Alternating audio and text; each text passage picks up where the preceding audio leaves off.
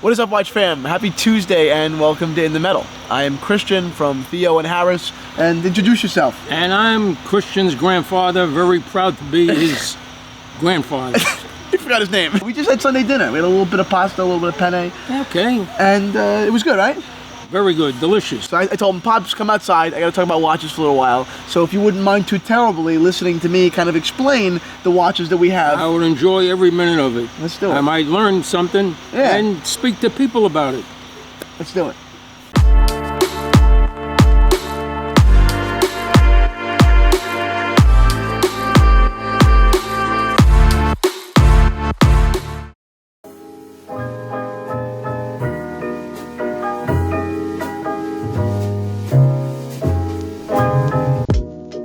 Not only is it a beautiful, refined, manually wound wristwatch from one of the top Swiss manufacturers of all time, but it features this incredibly funky, almost under the radar, but still pretty damn decadent two-tone case. But instead of steel and yellow gold, it's white gold and yellow gold. I mean, it's not a difference anyone would ever notice, but I think that's the charm of it. The fact that Vacheron did it for themselves, they did it for their clients, not for the world to know. It's just so telling about the product that they like to manufacture. I am not a sports watch guy. This is a well-known fact, but that does not mean that I don't know a great one when it hits me right in the face. This is a Marcel & C black dial vintage chronograph. It's powered by the Valjoux 7733, and it was manufactured on special order by Champion Auto Parts, famous for making some of the best spark plugs in the game. And if the quality of the chronograph and the extra little interest added by that stamp wasn't enough, it features a remarkably rare and desirable steel bracelet by JB Champion. Again, I am not a sports watch guy, but this one hit me straight in the face, and I knew exactly what it was. Okay, moving on to the crown. It's a Rolex Air King reference 5500, and it really is one of my favorite undervalued watches. I mean, the Air King line alone is incredibly underappreciated.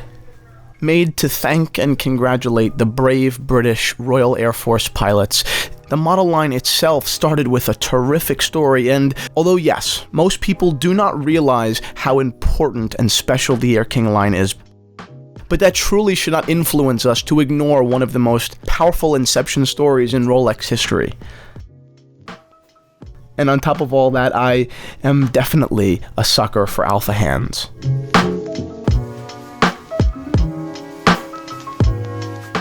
Check out this Constellation. Manufactured in 1960 and powered by the automatic winding Omega 551 caliber, it is truly a top performance watch. It was born to be that, manufactured as such, and nearly 60 years later, its cachet remains.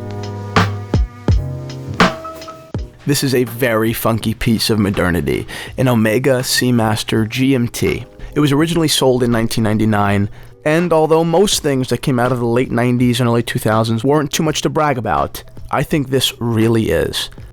From its incredibly solid bracelet and detailed dial to sword hands and GMT function, I think this watch punches way above its weight. It was my absolute pleasure to source this week's watches for you, just as it will be my pleasure to answer your emails, wrap them up, and ship them off to their new, geeky homes. So head on over to theoandharris.com. Don't walk, run. The bugs are eating me. I'm going inside. It was a pleasure speaking to everybody.